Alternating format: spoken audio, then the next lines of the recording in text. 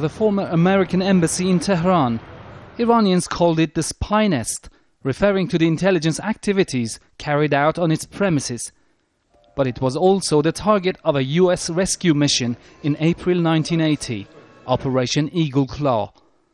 Initially meant to rescue 52 American diplomats and embassy staff who had been held hostage in the embassy since November 1979.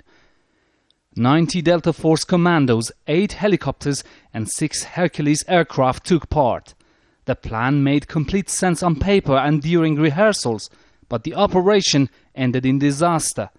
It was very elaborate and eventually went nowhere. But I did hear about, I was following it because at one point it looked like this was actually going to amount to something.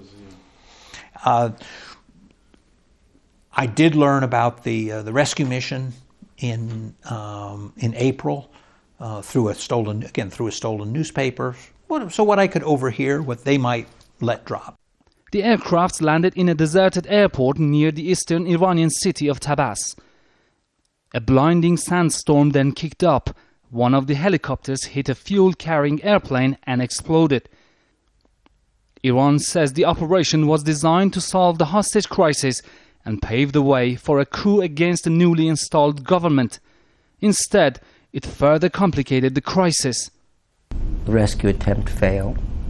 That meant to me, and I'm almost sure to everyone else in the cell, that meant that we were going to be here longer, much longer than we might have been. The hostage crisis lasted for 444 days, with the hostages only being released in January 1981. Iranians keep parts of the crashed helicopters on display. It may remind military analysts of how perfect plans may fall through on the ground, but it has a totally different meaning in the eyes of many Iranians. Iran was in a very difficult situation in April 1980.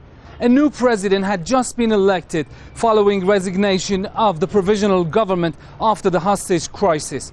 Daily clashes with ethnic and political groups threatened the existence of the newborn Islamic Republic. The last thing it needed was the embarrassing success of any US snatch squad. That may be why Iranians agree with their late leader Ayatollah Ruhollah Khomeini that Operation Eagle Claw was crushed by divine intervention. Imam Khomeini was right. He said what the Quran says about God's assistance for the faithful.